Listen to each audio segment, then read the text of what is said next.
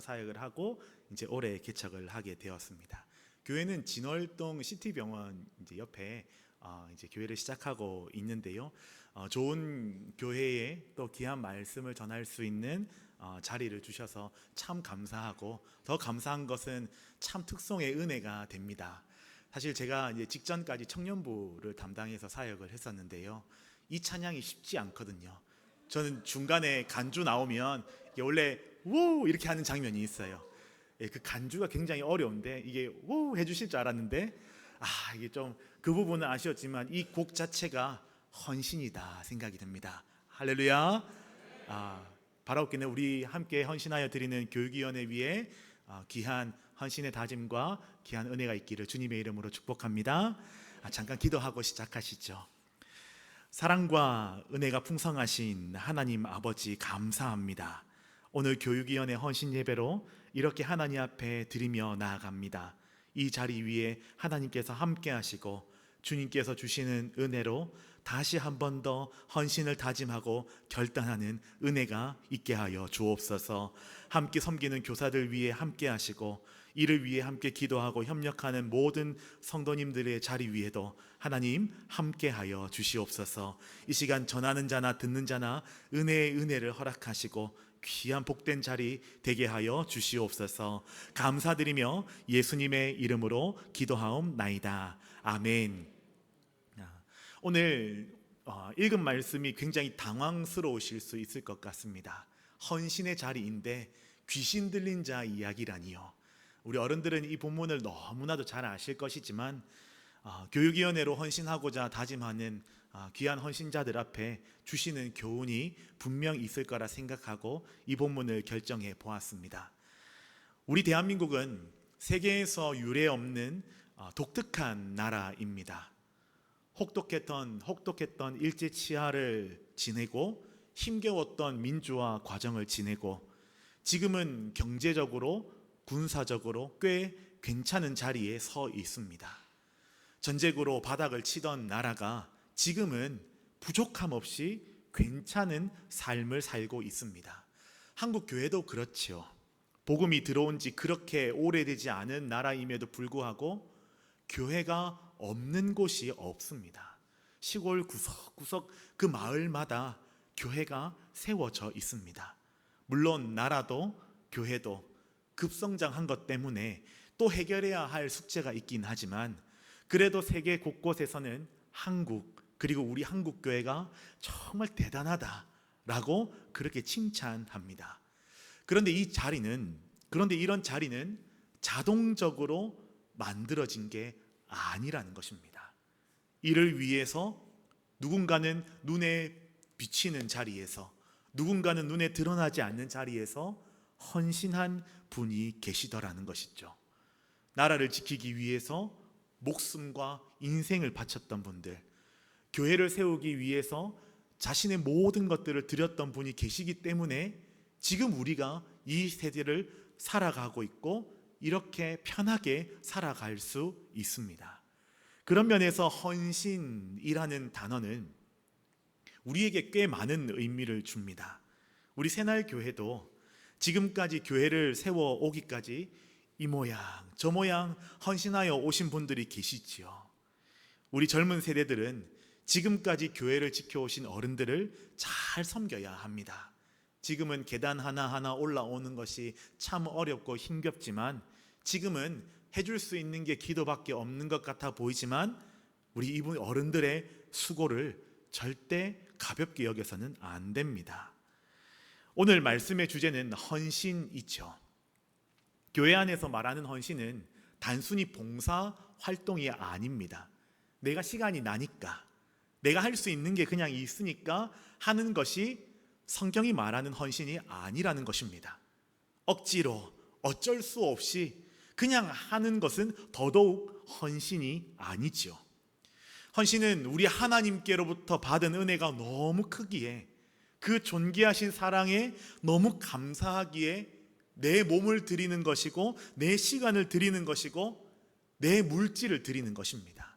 나는 여전히 부족하나 힘 주실 걸 믿고 하는 것이 바로 헌신임을 믿으시기 바랍니다.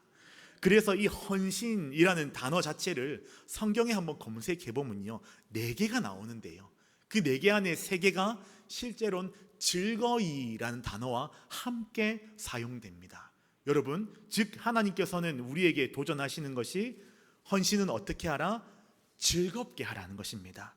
특별히 다음 세대를 위해서 가장 일선에서 뛰고 계시는 우리 선생님들, 너무나도 대단하시다 생각이 듭니다. 하지만 여러분의 헌신을 통하여 우리 다음 새날교회 다음 세대가 반듯하고 든든하게 여러분을 통하여 세워주실 줄 믿으시기 바랍니다. 오늘 이 말씀이 여러분에게 위로를 주고 새 힘을 주고 새 소망을 주는 복된 시간이 되시기를 주님의 이름으로 축복합니다. 오늘 본문은 예수님을 만난 한 사람을 소개하고 있습니다. 이 사람을 우리가 함께 살펴보면서 교사로서는 교사의 모습으로 돌아보고, 또 성도로서는 한 사람의 성도의 모습으로 한번 살펴보면서 우리의 헌신의 자리를 다짐해 보길 원합니다. 첫 번째, 우리는 은혜가 필요합니다. 오늘 본문이 우리에게 주는 첫 번째 교훈은 우리는 무엇이 필요하다고요? 은혜가 필요한 존재다라는 겁니다. 여러분, 이 세상에 태어나는 첫 아이 때부터 시작하여 주님 앞에 서는 그 날까지 살아가면서 하나님의 은혜가 필요하지 않는 사람은 단 한 사람도 없습니다. 우리가 교사의 자리에 서기 이전에, 우리가 직분자의 자리를 서기 이전에 기본적으로 성도가 살아가기 위해서는 하나님의 은혜가 필요합니다. 오늘 본문에 보니까 하나님의 은혜가 아니고는 안 되는 한 사람을 소개하고 있습니다. 오늘 본문 마가복음 5장 2절에서 5절 말씀을 보니까 이렇게 기록하고 있어요. 배에서 나오심에 곧 더러운 귀신 들린 사람이 무덤 사이에 나와 예수를 만나니라. 3절, 그 사람은 무덤 사이에 거처한다. 그리고 4절에 보니까 하반절에 아무도 그를 제어할 힘이 없다. 그리고 5절에서 보니까 늘 소리 지르며 돌로 자기의 몸을 어떻게 하고 있다고요? 해치고 있었던 사람입니다. 여러분, 이 사람은 더러운 귀신 들린 사람입니다. 군대라는 이름에 귀신이 들린 사람 있죠. 이 사람은 주로 거라사라는 지역의 무덤에서 살고 산으로도 다니고 있는데, 특이한 것이 옷을 입고 다니지 않습니다. 참고로 여러분, 이 사람은 자연인이 아닙니다. 마태복음에선 이 사람을 몹시 사나운 사람이다 라고 기록하는데요, 얼마나 사나운지 동네 사람들이 이 사람으로 인하여 위협을 느끼니까 이 사람을 잡아다가 고랑이나 쇠사슬로 묶어서 움직이지 못하게 하려고 했습니다. 근데 이 사람이 힘이 얼마나 센지요, 그렇게 힘껏 묶어놨던 그 쇠사슬과 그 고랑을 다 깨뜨려 버립니다. 게다가 이 사람은 밤낮 할 것 없이 자신이 지내는 무덤이나 산에서 소리를 지르면서 돌로 자기의 몸을 해치고 있었습니다. 이 사람은 사람들이 소위 말하는 실패자였습니다. 실패자였죠. 우리가 실패자라 할 때는 단순히 어떤 것 하나를 실패한 사람, 사업을 실패하거나 어떤 시험을 실패한 사람을 우리는 실패자라고 하지 않습니다. 실패자는 어떤 사람입니까? 인생에 더 이상 희망이 없는 사람, 그 인생에 보이는 것이 절망뿐인 사람을 우리는 실패자라고 하지요. 이 일을 안 되고, 이 일을 해도 안 되고, 저 일을 해도 안 되고, 어떤 일을 해도 안 되는 것입니다. 자신에게서 어떠한 희망을 찾을 수도 없고 볼 수도 없고 돌파구를 어떻게 마련해야 할지도 모르는 그런 두 손 두 팔 다 들어버린 그러한 사람을 우리는 실패자라고 합니다. 귀신 들린 사람은 실패자였죠. 자신 스스로도 자신을 제어할 수 없었습니다. 어떤 희망도 찾을 수 없었습니다. 시간이 지나면 지날수록 포기할 수밖에 없는 인생이었죠. 이렇게 있다가는 평생 실패자로 살아갈 수밖에 없다는 걸 알면서도 어떻게 해야 할 줄 몰랐습니다. 그런데 이런 상황은 자신뿐만 아니라 이 사람을 바라보는 가족을 포함한 동네 사람들 또한 마찬가지였죠. 저 사람에게서 어떤 희망도 어떤 소망도 발견할 수 없었고, 어떻게 도움을 주어야 할지, 어떻게 이 사람을 사람답게 살게 할 수 있을지 알 수 없었다는 것입니다. 그러니 방치할 수밖에 없는 거죠. 그러니 이 사람은 자기 스스로도 실패자였고 사람들이 보기에도 실패한 인생이었습니다. 사랑하는 여러분, 우리가 살펴본 이 귀신 들린 사람의 모습의 결과가 너무나도 거칠고 안타깝게 느껴지지만, 사실 실제로는 예수님을 믿지 않는 인생, 예수님이 없는 인생, 예수님을 뒤로 하는 인생이 다 이와 같을 수밖에 없습니다. 우리는 옷도 입고 있고요, 멀쩡한 집도 있고 그냥 아무 때서나 소리 지르지 않습니다. 그러나 이 사람이 가지고 있는 인생의 한계를 우리가 가지고 있다는 것입니다. 다시 말해 정도의 차이는 있을 수 있지만 죄를 가지고 있는 모든 사람의 모습에는 어떠한 희망도 어떠한 소망도 없다는 것이죠. 여러분, 세상에서 말하는 희망은 돈이 많아야 합니다. 세상에서 말하는 희망은 힘이 있어야 합니다.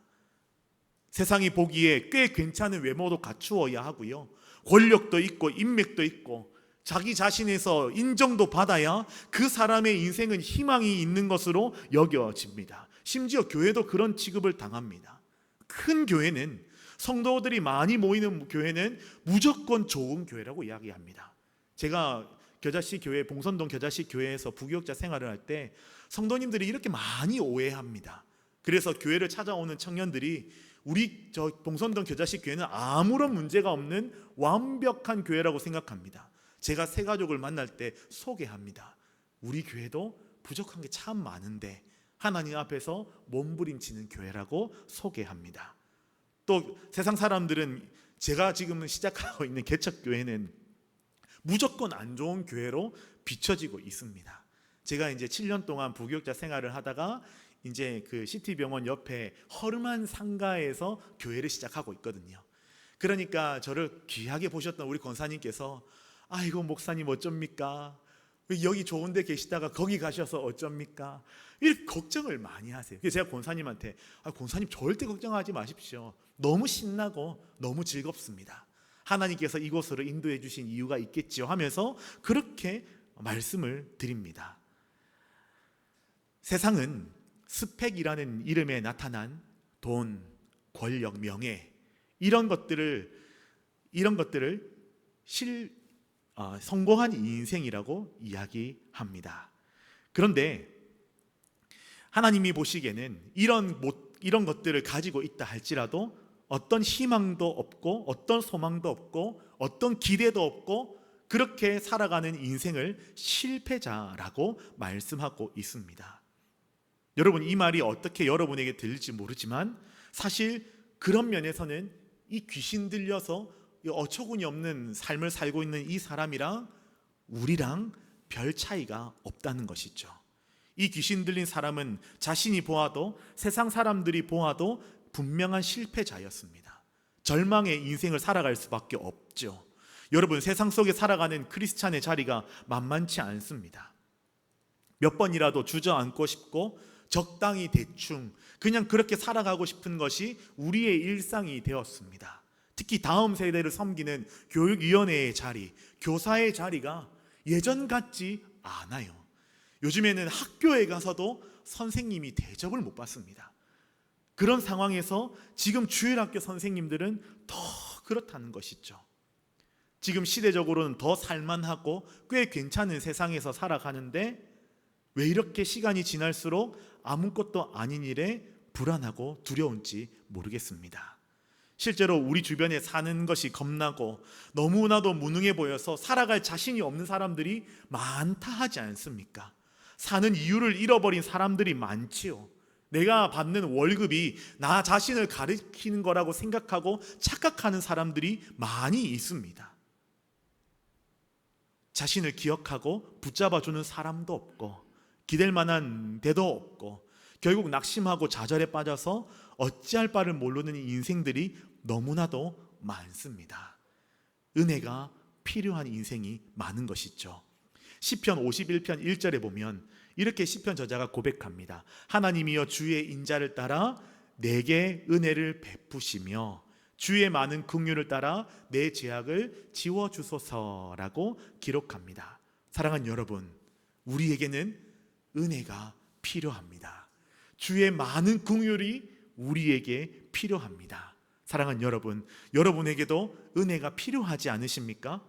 은혜가 필요한 존재가 바로 우리임을 기억하시기 바랍니다. 우리는 우리를 숨쉬게 해줄 은혜가 필요합니다. 우리는 우리를 살아가게 해줄 은혜가 필요합니다. 더 이상 세상에 비춰지는 내 모습에 휘청거리지 않을 은혜가 필요하다는 것입니다. 사랑하는 여러분, 은혜가 아니면 살아갈 수 없는, 은혜가 주는 힘이 아니고는 견딜 수 없는 삶이 바로 우리 삶임을 기억하시기를 주님의 이름으로 축복합니다. 오늘 본문이 주시는 두 번째 교훈은요, 예수님만이 은혜를 주실 수 있다라는 것입니다. 우리에게 꼭 필요한 은혜가 세상으로부터 주어지는 것이 아니라 누구로부터 주어진다고요? 예수님만이 그 필요한 은혜를 주실 수 있다는 것입니다. 예수님만이 우리의 필요를 분명히 아시고 그 필요에 맞게 은혜를 허락해 주신다는 것이죠. 오늘 본문에 보니까 그렇게 실패와 절망의 인생을 살아가던 이 사람을 예수님께서 찾아가십니다. 가족도 포기하고 동네 사람들도 포기하고 피해 다녔던 그 인생을 예수님께서 친히 찾아가신 것입니다. 마가복음 5장 6절에 보시면요, 그가 멀리서 예수를 보고 달려와 절하며 라고 기록합니다. 저도 참 이 본문을 개인적으로도 많이 보았는데 볼 때마다 참 낯섭니다. 밤낮 할 것 없이 소리 지르고 돌로 자신을 쳐서 상처투성이가 되고 너무나도 거칠고 험한 이 사람이 예수님 앞에 쪼르륵 달려와서 바짝 엎드리고 있습니다. 여러분, 아무리 보아도 낯선 장면 있죠. 그런데 그렇게 열심히 예수님 앞에 달려나와 엎드린 이 사람을 향하여 예수님께서는 이렇게 말씀하시죠. 예수님 앞에서 이렇게 이 사람이 이야기합니다. 7절 말씀 보면 큰 소리로 부르짖어 이르되 지극히 높으신 하나님의 아들 예수여, 나와 당신이 무슨 상관이 있나이까? 원하건대 하나님 앞에 맹세하고 나를 괴롭히지 마옵소서라고 기록하고 있습니다. 지금 저 귀신 들린 사람이 예수님 앞에 와서 예수님을 향하여 하나님의 아들 예수님이라고 소리치고 있습니다. 그러면서 자신에게 당신이 지금 나와 무슨 상관입니까? 저를 괴롭게 하지 마소서라고 당당히 소리치고 있다는 것이죠. 여기서 여러분, 우리가 분명하게 알아야 할 한 가지 사실이 있습니다. 마귀를 포함한 악한 영은 예수님의 권세 아래 있다는 사실을 믿으시기 바랍니다. 어떤 악한 영이라 할지라도 그에겐 최종 결정권은 없습니다. 최종 결정권은 오직 우리 예수님에게 있음을 꼭 믿으시기를 바랍니다.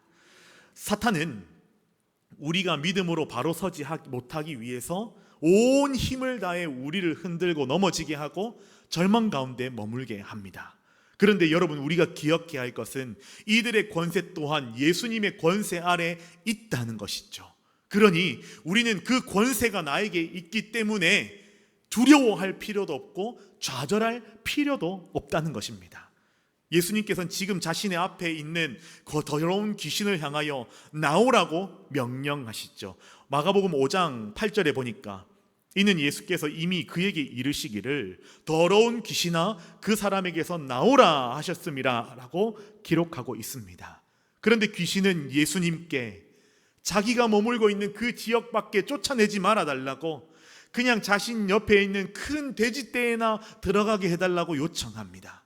예수님께서는 이를 허락하고 군대라는 이 더러운 귀신들은 2,000마리나 되는 돼지떼로 들어가 바다로 들어가 모두 빠져 죽습니다. 드디어 이 귀신 들렸던 사람은 놀라운 예수님의 능력으로 말미암아 귀신이 떠나가고 온전해지는 은혜를 입죠. 마가복음 오늘 5장 15절에 보니까 예수께서 이르러 그 귀신 들렸던 자, 곧 군대 귀신 집혔던 자가 옷을 입고 정신이 온전하여 앉은 것을 보고 두려워하더라 라고 기록합니다. 여러분, 이 사람은 은혜를 입었습니다. 옷도 입었고요. 옷만 입은 게 아니라 정신도 온전하게 되었습니다. 더 이상 산과 무덤에서 떠돌아다니면서 소리치지 않게 되었고, 더 이상 자신의 몸에 상처낼 이유도 없었습니다. 귀신이 들려 예수님의 권세 앞에서 두려워 어쩔 수 없이 엎드렸던 자였는데, 이제는 예수님 앞에서 평안하게 서 있을 수 있었습니다. 이 사람은 잃어버렸던 희망을 회복하고 이제는 사람답게 살 수 있다는 희망을 되찾게 됩니다. 이후로는 어떻게 살아가야 할지는 하나도 몰라도 예수님 때문에 살아갈 이유와 살게 되는 기쁨을 되찾게 되었다는 것입니다. 여러분, 무엇이 이 사람을 이렇게 바꾸었습니까? 무엇이 이 사람을 이렇게 바꿀 수 있었습니까? 바로 예수님께서 이 사람을 찾아가셨고 이 사람에게 은혜를 주셨기 때문임을 믿으시기 바랍니다. 이 사람은 예수님이 아니면 안 됐습니다. 예수님께서는 자신 스스로도 주위의 사람 도움으로도 어찌할 수 없는 이 인생을 만나 주심으로 이 인생을 바꾸어 주셨습니다. 완전히 바꾸어 주셨던 것이죠. 여러분, 이 사람에게 임한 은혜를 보면서 우리는 먼저 우리 자신을 볼 수 있어야 합니다. 에베소서 1장 7절에 보니까 우리는 그리스도 안에서 그의 은혜의 풍성함을 따라 그의 피로 말미암아 속량 곧 죄 사함을 받았느니라 라고 말씀하고 있습니다. 예수님 안에서 예수님의 그 은혜의 풍성함을 따라 예수님의 십자가 그 보혈로 말미암아 죄 사함을 받았다라는 것입니다. 여러분, 이것이 얼마나 큰 은혜입니까? 예수님을 알지 못하여 허우적거리며 살던 우리 인생에 예수님께서 우리를 찾아와 주셔서 십자가를 지셔주시고 내 인생을 송두리째 바꾸어 주셨다는 것입니다. 나에게 은혜 주셔서 살아갈 이유와 힘을 주셨다는 것이죠. 나를 심판 앞에서 멸망의 자리에 두지 않으시고 더 이상 심판이 아니라 멸망이 아니라 영생을 소유한 자로서 천국을 소망하며 살 수 있게 해주셨다는 것입니다. 세상에서는 돈이 조금 부족할 수 있고 건강이 조금 약할 수 있지만 그럼에도 불구하고 성도로 살아갈 때 절대 기죽지 않을 수 있는 높은 자존감을 우리에게 주셨다는 것입니다. 여러분, 요즘에 하나님의 사람 성도들이 왜 이렇게 기죽어 있는지 모릅니다. 왜 이렇게 고개를 푹 숙이고 어깨가 축 처져 있냔 말입니다. 우리가 예수님의 은혜를 추억의 은혜로만 예전에 만나 주셨던 예수님으로만 두면 우리가 이렇게 풀이 죽을 수밖에 없는 것이죠. 사랑하는 여러분, 다시 한번 십자가를 향하여 나아가시기 바랍니다. 나를 사랑하사 나를 위해 자기 몸을 버리신 하나님의 아들 예수 그리스도를 붙잡고 그분의 놀라운 사랑을 내 안에 다시 한 번 더 회복하며 나아가시기 바랍니다. 여러분, 예배를 회복해야 합니다. 말씀과 기도의 자리를 회복해야 합니다. 코로나 이후에 모이는 것이 참 어려워졌지요. 그럼에도 불구하고 모이기를 힘써야 합니다. 예수님의 은혜가 내 삶을 지배하는 역사를 우리는 그 말씀과 기도와 예배의 시간을 통해서 경험해야 합니다. 세상의 어떤 유혹과 더 이상 휘청거리지 않고 넘어지지 않고 담대한 기적을 우리는 교회를 통하여 경험해야 한다는 것입니다. 여러분, 사람은 은혜가 필요한 존재입니다. 그리고 그 은혜는 절대 세상의 것으로 채울 수 없고 오직 예수님으로부터만 채울 수 있다는 사실을 믿으시기 바랍니다. 우리 여기 많은 선생님들이 앉아 계시죠. 그 선생님이 갖추셔야 할 것, 물론 아이들 사줄 간식비도 필요하고 여러 시간도 필요하고 노력도 필요하지만 여러분 안에 담고 있는 예수님이 아니면 살아갈 수 없는 그 주님을 향한 열정과 그 마음이 우리 다음 세대를 변화시켜 주실 줄 믿습니다. 그 은혜를 회복하는 하나님의 사람들, 우리 교사 선생님들 되시기를 주님의 이름으로 축복합니다. 세 번째, 오늘 본문은 우리에게 은혜는 반드시 헌신으로 이어져야 한다라고 교훈해 줍니다. 은혜는 반드시 무엇으로 이어져야 한다고요?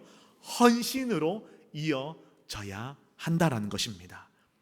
오늘 본문에 보니까 귀신 들렸던 자는 예수님의 은혜로 귀신이 떠나가게 되었습니다. 여러분, 이 은혜를 입은 이 사람은 어떤 삶을 살았을까요? 오늘 본문 18절에 보니까 이렇게 기록합니다. 예수께서 배에 오르실 때에 귀신 들렸던 사람이 함께 있기를 간구하였다라고 기록합니다. 귀신 들렸던 사람은 예수님의 은혜가 너무나도 감사해서 예수님을 따라 나서기로 결정합니다. 이 사람이 그동안의 사람들과 어떤 관계도 없고 이 동네 살기 난처하니까 그런 것이 아니라 예수님의 은혜 때문에 예수님을 따라가고 싶은 것입니다. 그냥 졸졸 따라다니는 인생이 아니라 제대로 된 제자의 삶을 살겠다고 결정하는 것이죠. 여러분, 그 사람에게 은혜가 있냐 없냐라는 것을 무엇으로 알 수 있냐면 그 사람이 하나님 나라에 대한 헌신이 있느냐, 그 사람이 교회에 헌신이 있느냐, 자신의 삶에서 거룩함을 위한 헌신이 있느냐를 보면 지금 그 사람에게 예수님의 은혜가 얼마나 있는지를 알 수 있습니다.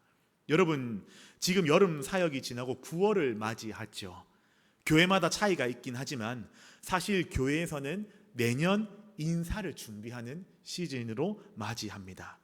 2024년 한 해를 시작하면서 교사뿐만이 아니라 이런저런 직분으로 여러 섬김의 모양으로 헌신하여 오셨죠. 어떤 분들은 이런 생각을 하십니다. 내가 올 한 해 돌아보니까 벌써 한 해가 다 돼가는데 하반기엔 더 열심히 섬겨야겠다. 이대로는 하나님 앞에 부끄러워서 못 살겠다 라고 하면서 더 헌신하겠다는 그러한 힘을 냅니다. 근데 어떤 분들은 그런 마음을 하시죠. 이젠 때가 왔다. 이제는 지금까지도 어려웠는데 여름 사역 끝나니까 이제는 당당히 목사님 앞에 찾아갈 때가 됐다. 목사님, 장로님, 우리 집사님, 권사님한테 찾아가서 이제 내가 내년에는 좀 쉬겠습니다. 내년 좀 더 이런 걸 해보겠습니다 라고 이야기할 준비를 하더라라는 것입니다.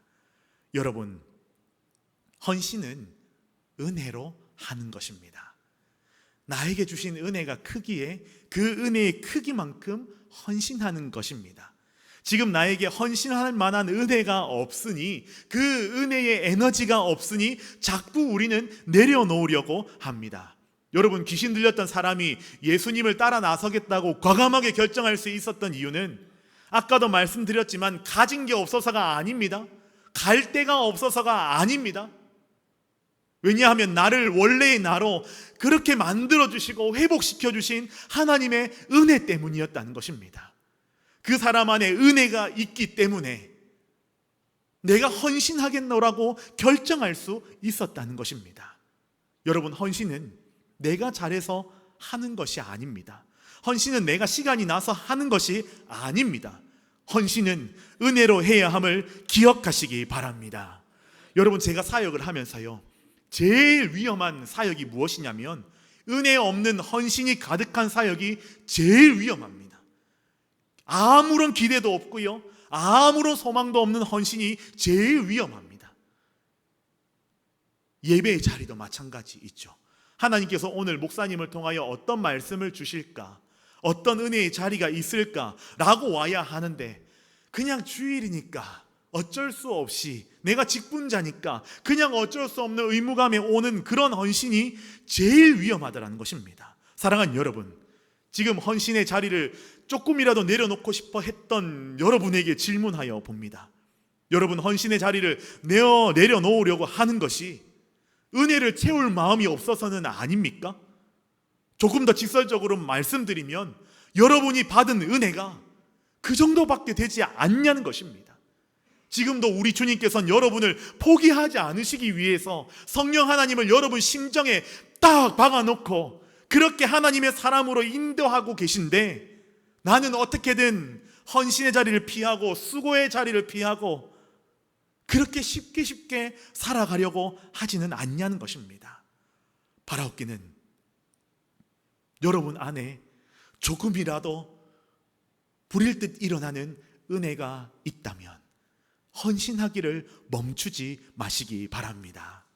여러분에게 은혜가 있다면 헌신의 자리를 주저하지 마시고 헌신의 자리를 머뭇거리지 마시기 바랍니다. 내가 헌신하겠노라 결정하고 믿음으로 나아가면 하나님께서 힘 주시고 능력 주시고 주님의 마음과 열정을 허락하실 것을 믿고 나아가시기 바랍니다. 여러분, 제가 봉선동 겨자식 교회를 섬길 때에 주일학교 부서를 맡을 때가 있었습니다. 참 감사한 것은 여러분도 아시다시피 봉선동 겨자식 교회는 사역자가 많지 않아요. 많지 않아서 사역자 한 사람이 교구도 담당해야 하고 주일학교 부서도 담당을 했어야 했습니다. 그러니 사역자로서는 한계가 있으니까요, 평신도 성도님들이, 교사들이 얼마나 열심히 뛰어다니시는지 모릅니다. 임원 선생님들이요, 헌신도가요 보통이 아닙니다. 여러분, 하나 깜짝 놀랄 사실이 있다면 지금 그 큰 겨자식 교회도 주일학교는 자비량으로 돌아갑니다. 교회에서, 교육위원회에서 맡은 재정으로 얼마를 떼주지 않습니다. 심지어 어린아이들 3세, 4세, 5세 있는 그 유아부마저도 선생님들의 헌신으로, 아이들의 열심으로 부서가 서나가더라는 거죠. 여러분, 질문을 하나 드려보겠습니다. 여러분, 아이들의 헌금은 얼마일까요? 예전에도 1,000원, 지금도 1,000원, 이후로도 아마도 1,000원. 부모님이 10,000원 지어주지 않는 이상은 아이들은 자기 돈으로 1,000원을 헌금할 겁니다. 그러면 그 큰 부서가 돌아가기 위해서는 누가 헌신해야 합니까? 선생님들이 헌신하는 것입니다. 근데요, 참 신기한 것은 교사를 하면 생각보다 지출해야 할 게 굉장히 많습니다. 선생님들은 선생님 모임에서 필요한 재정들은 또 선생님들의 회비를 걷습니다. 선생님들이 주일학교에서 또 헌금을 하죠. 여러분, 수련회, 행사 이런 거 하면요, 어떻게 할까요? 자동적으로 지갑을 엽니다. 누구부터요? 교역자부터요. 부장 집사님부터요. 우리 여기로 말하면 교육위원회 장로님부터요. 죄송합니다. 너무 부담을 드리는 거, 부담 갖지 말고 편하게 들으셔요. 그렇게 여시더라는 겁니다. 그리고 제가 교역자로 섬길 때 이렇게 여쭤요. 죄송하게 여쭙습니다. 가족 생활도 바쁘시고 분주하신데 이거 좀 저희가 이거 해볼까요? 하면 그럼 이렇게 해볼까요? 저희가 회의해보고 또 말씀드릴게요. 이렇게 이야기합니다. 여러분, 큰 교회니까 그럴까요? 여러분, 아니라고 생각합니다. 지금 저희 교회는 6가정이 예배를 드리고 있습니다. 어른들 6가정이 예배 드리고 우리 꼬맹이들 6명, 7명들이 있습니다. 참고로 이번 여름에 그렇게 고민을 하다가 여름 성경학교를 했어요. 8명밖에 없는데 6명밖에 없는데 아이들 2명이 더 와가지고 8명이 그렇게 하였습니다. 전 교인이 다 모여가지고 성경학교를 했는데 여러분, 어땠을까요? 헌신하며 섬겨 주셨다는 것입니다. 그러니 부서가 잘 되고 안 되고는 실제로는 교사가 얼마나 헌신하느냐에 따라 달려 있더라라는 겁니다. 여러분, 사람은 참 티가 많이 나는 것이 준비되지 않는 헌신은 티가 납니다. 여러분, 제가 아까 특송에 칭찬해 드렸잖아요. 여러분, 우리 새날교회는 반드시 하나님의 귀한 은혜가 있을 줄 믿습니다. 곡이 굉장히 어려운 곡이에요. 우리 어른들은 도대체 무슨 곡을 저렇게 부르는가, 가사도 모르겠고 음도 모르겠고 어렵지요. 근데 교사 선생님들이 이렇게 헌신할 수 있는 것, 그냥 지금까지 이렇게 그냥 그것만 그냥 찬송가 한 곡 부르고 들어와도 아무도 말 안 할 텐데 잘 안 되는데 열심히, 우리 반주하시는 우리 선생님도 이 간주가 있으니까 타이밍을 이렇게 넣어주시더라고요. 야, 그 센스가 참 탁월하다고 생각하고, 제가 약간 연습하실 때 봤는데 아까 특송할 땐 좀 경직돼서 하셨는데 제가 아까 연습하실 때처럼 막 좀 이렇게 움직이시면서 하셨으면 더 좋았을 텐데 그 마음을 보는데 하나님께서 이들의 헌신을 기억하시겠구나, 이들의 헌신을 통해 주일학교가 서나가겠구나. 여러분, 교육은 프로그램으로 되지 않습니다. 옛날 선생님들이 지식이 탁월해서 우리가 교육을 잘 받았습니까? 아니죠. 이 한 녀석 정신 차려서 사람 만들고 싶었던 그 뜨거운 선생님들의 열정에 우리가 배움의 자리를 선택하며 나아가지 않습니까? 여러분, 마찬가지라는 거죠. 주일학교가 잘 안 되는 이유 사실 많이 어렵긴 합니다. 그러나 그걸 말하기 전에 우리는 우리가 할 수 있는 것을 찾아가는 것이 우리의 자리다라는 것입니다. 아이들의 헌금 1,000원 절대 바뀌지 않습니다. 아이들은 어떻게든 만나고 싶어 하지 않습니다. 어떻게든 내 자리에서 집에 그냥 처박혀서 그냥 열심히 핸드폰하고 게임하고 TV 보는 게 세상 낙으로 알고 살아가는 자리입니다. 꿈요? 그건 나중에 중고등학교 지나서나 생각하는 거고요. 중고등학교가 되어도 그냥 학원에 끌려갈 뿐이지 인격적으로 하나님과의 만남을 고민하고 그런 인생을 고민하는 시기가 아니라는 것입니다. 그럴 때 필요한 것은 우리 선생님의 은혜로 가득 찬 뜨거운 마음만이, 그 헌신만이 아이들을 바꾸어 줄 수 있음을 믿으시기 바랍니다. 저는 그렇게 믿습니다. 지금 내가 하는 헌신이 지금 당장 드러나지 않는다 할지라도 그 뿌려진 귀한 은혜는 반드시 이 영혼의 때에 따라 놀라운 열매를 맺을 거라 믿습니다. 그러니 여러분 지금의 수고를 너무 어려워하지 마십시오. 우리 주님께서 기억하십니다. 우리 어르신들 많이 앉아 계시죠. 어르신들 어떻게 하셔야 되겠습니까? 내가 주일학교 한번 해보겠다고 팔 걷고 오면 어떻게 합니까? 애들이 쳐다도 안 보고 마음의 상처만 입죠. 어떻게 해야 합니까? 기도해 주셔야 합니다.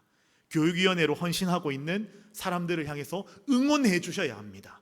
여름 성경학교 지났지만 간식이라도 한번 사 먹으라고 꾸깃꾸깃한 그 하나의 돈으로 간식비라도 넣어주시는 것, 그것이 우리가 할 수 있는 헌신이라는 것입니다. 여러분, 귀신 들린 이 사람은 지금 예수님 앞에 자신의 헌신을 다짐합니다. 근데 참 하나 더 우리에게 도전을 주는 헌신은 뭐냐면요, 예수님이 허락해 주지 않는다는 것입니다. 오늘 본문 19절을 보면요, 허락하지 아니하시고 그에게 이르시되 집으로 돌아가 주께서 내게 어떻게 큰 일을 행하사 너를 불쌍히 여기신 것을 내 가족에게 알리라 하시니, 그가 가서 예수께서 자기에게 어떻게 큰 일 행하셨는지를 데가볼리에 전파하니 모든 사람이 놀랍게 여기더라 라고 기록하고 있습니다. 여러분, 오늘 본문에서 발견할 수 있는 또 하나의 놀라운 사실은 예수님께서 이 사람의 헌신을 거절한 것보다 이 사람이 자신의 뜻보다 예수님의 말씀에 순종하며 나아갔다라는 것입니다. 비록 예수님을 직접적으로 따라 나서지는 않았지만 귀신 들렸던 사람은 자신의 가족과 자신의 동네에게 자신을 보이며 나를 살게 하신 예수님을 증거하며 나아갔다는 것입니다.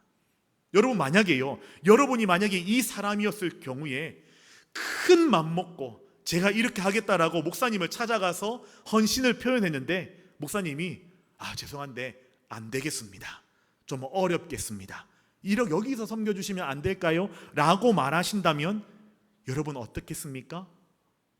그냥 말 안 할 걸 왜 그랬나 라고 그렇게 생각했겠죠. 어떤 분들은 잘 모르고 이렇게 말하기도 합니다.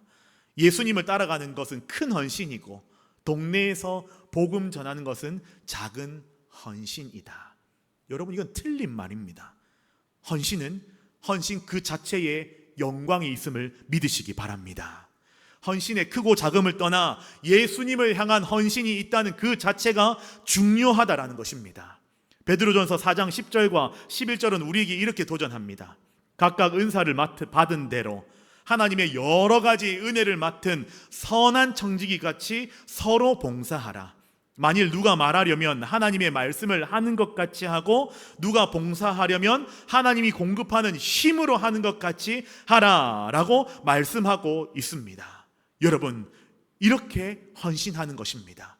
예수님을 직접 따라가든 그렇지 않든 나의 자리에서 주님 주시는 힘을 가지고 섬기며 나아가는 것, 그것이 바로 헌신이라는 것이죠.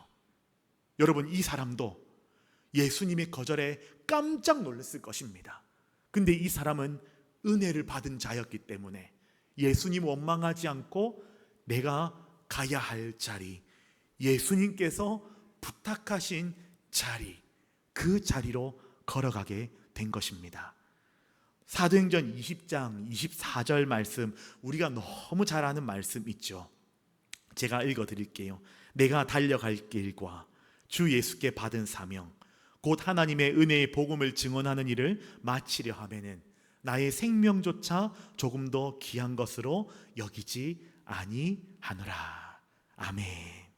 사랑하는 여러분, 우리 교사 교육위원회 선생님 여러분, 교회 안에 헌신할 사람이 필요합니다.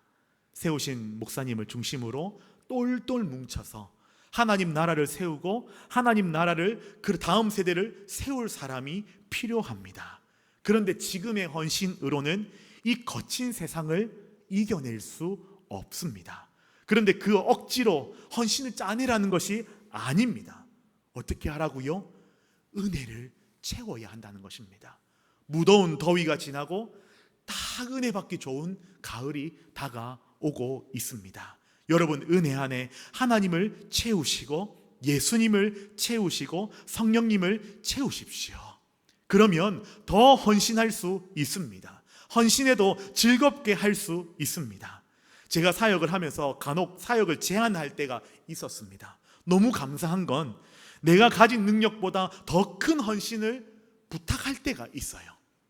이 사람은 50밖에 안 되는 사람인데 그 사람의 가능성과 그 사람의 모습을 보고 70, 80이라는 자리를 줄 때가 있다는 말입니다. 그런데 너무 감사한 건 그 사람이 아멘, 제가 한번 해봐도 괜찮을까요? 하나님께서 힘 주실 것 믿고 아멘 이렇게 하는 분들이 너무나도 기쁘다라는 것입니다.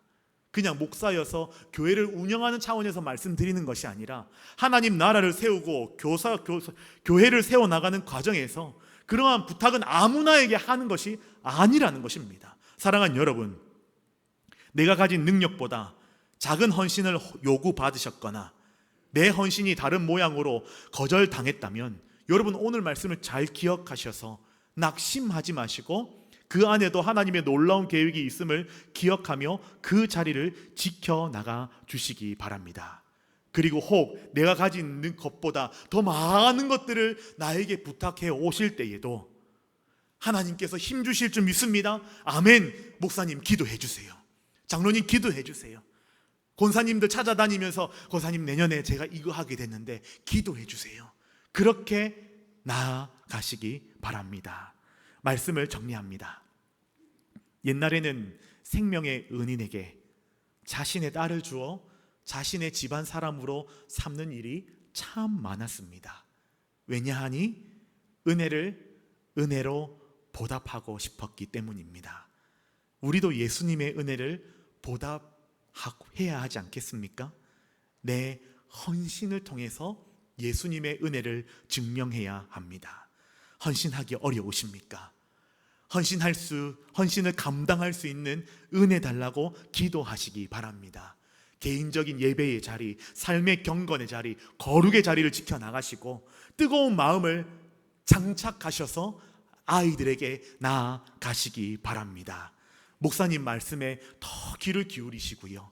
목사님이 요청하시는 것 앞에서 목사님 저 못해요. 저 안 할 거예요. 다음 하면 저 이거 못합니다. 여러분 하나님 앞에 섰을 때 얼마나 책망받을 말이겠습니까? 아멘. 제가 해도 괜찮을까요?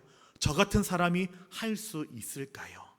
오히려 그 은혜를 간구하고 긍휼히 여겨달라고 주님 앞에 나아가시기 바랍니다. 여러분 은혜가 있습니까? 헌신하십시오. 교육위원회 다음 세대는 여러분 맡은 사람만 이끌어갈 수 있는 게 아닙니다. 제가 목사님하고 잠깐 통화를 하면서 교육위원회에 대해 교회에 대해서 이야기를 했을 때 교회 전체가 사실은 다음 세대입니다. 여기 많은 어르신들 앉아 계시죠. 어르신들의 꿈이 무엇이겠습니까? 내가 살 동안만 열심히 예배 잘 드리면 좋겠다. 여러분 그렇지 않습니다. 내가 주님 앞에 서도 우리 새날교회가 다음 세대가 든든하게 서나가면 좋겠다. 그 마음이시지 않으시겠습니까? 그 마음으로 온 성도가 하나 되어 다음 세대를 주목하시고 다음 세대에 많은 것들을 협력하셔서 그렇게 주님의 은혜로 서나가는 다음 세대 우리 교육위원회가 되면 좋겠습니다. 바라옵기는 헌신하되 어떻게 헌신하고요? 즐거이 헌신하는 하나님의 사람들 되시기를 주님의 이름으로 축원합니다. 우리 이 시간 함께 좀 기도하고 싶습니다. 우리 반주가 없어도요, 여러분 좀 우리가 함께 괜찮으시면 반주 한번 해주실 수 있나요? 그냥 잔잔하게 아무 음악이나 좀 깔아주시면 좋겠습니다.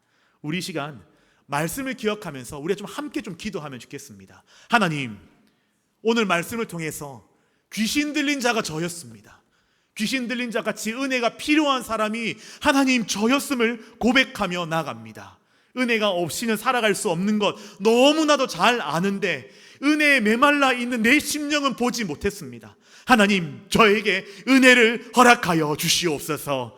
하나님, 그 은혜가 우리에게 헌신으로 이어질 수 있도록 도와주시고 남은 하반기의 모든 사역 위에 놀라운 하나님의 은혜가 충만히 넘쳐날 수 있도록 하나님 도와주시옵소서. 특별히 우리 청년부부터 시작하여 어린아이까지 다음 세대들 하나님 믿음으로 서나가서 새날 교회를 믿음으로 잘 세워나갈 수 있도록 도와주시고 목사님을 중심으로 하여 주님의 교회가 든든하게 세워질 수 있도록 도와주시옵소서. 이 시간 우리 주님 이름 크게 부르짖고 함께 기도합니다. 주여! 아버지 하나님, 이 시간 가운데 기도하며 나아갑니다. 하나님, 은혜를 허락하여 주시옵소서. 메마른 심령에 주님의 불같은 은혜, 생수와 강같이 넘치는 은혜를 허락하여 주시옵소서. 하나님, 내 심령이 메마른지 못하고 왜 이렇게 헌신하는데 힘드냐, 어렵냐 고민하는 우리의 모습을 오늘 말씀을 통해서 보았습니다. 하나님, 은혜가 필요한 우리의 심령 위에 은혜를 허락하여 주시고 아버지 하나님, 주님의 교회를 위하여 우리 다음 세대를 위하여 내 모든 것들을 헌신할 수 있는 귀한 결단과 다짐이 일어날 수 있도록 하나님 도와주시옵소서. 하나님, 후회하지 않는 믿음의 삶을 살아갈 수 있도록 도와주시고 참 어려운 다음 세대 사역 위에 아버지께서 주신 놀라운 은혜로 살아갈 수 있도록 아버지께서 함께하여 주시옵소서. 특별히 하나님, 아이들을 섬기는 교사 선생님들의 자리 위에 하나님께서 함께 하셔서 은혜를 허락하여 주시고 성령 충만함을 허락하여 주셔서 하나님, 아이들이 선생님들의 뜨거운 심령을 바라보며 믿음으로 전진할 수 있는 놀라운 은혜가 있게 하여 주시옵소서. 아버지 하나님, 우리에게 은혜를 베풀어 주시길 원합니다.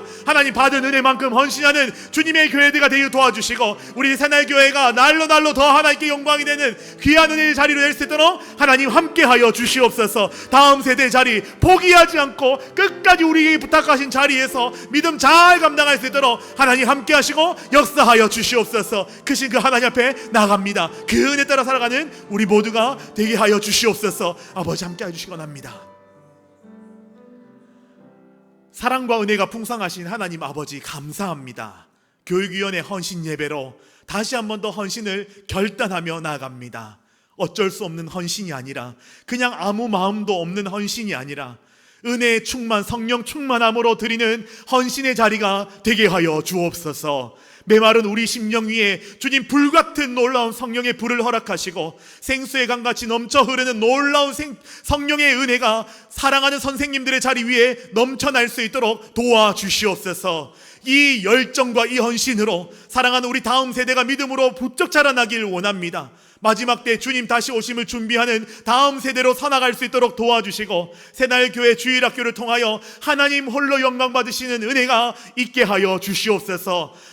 목사님을 중심으로 하여 주님의 교회가 든든하게 세워지게 도와주시고 모든 성도들이 마음과 뜻을 모아 주님의 교회를 세워나가는 것에 힘쓸 수 있도록 하나님 함께하여 주시옵소서. 한 영혼도 포기하지 않겠습니다. 주가 쓰시겠다 할 때 기꺼이 우리 자신을 내어놓으며 주님께서 원하실 때에 우리의 모든 물질과 시간과 몸과 열정과 에너지들을 다 내어놓을 수 있도록 하나님 도와주시옵소서. 그러므로 한 영혼이 돌아오는 역사를 보게 하시고 한 영혼이 자라는 역사를 보게 하시고 한 영혼이 주님의 귀한 영광을 비추는 그 영광 또한 보는 은혜가 있게 하여 주시옵소서. 하나님, 나름의 어려움과 고민이 있습니다. 그럼에도 불구하고 내가 할 수 없는 것에 주목하는 것이 아닌 내가 해야 할 것을 바라보고 믿음으로 결단하는 은혜가 있게 하여 주시옵소서. 감사드리며 예수님의 이름으로 기도하옵나이다.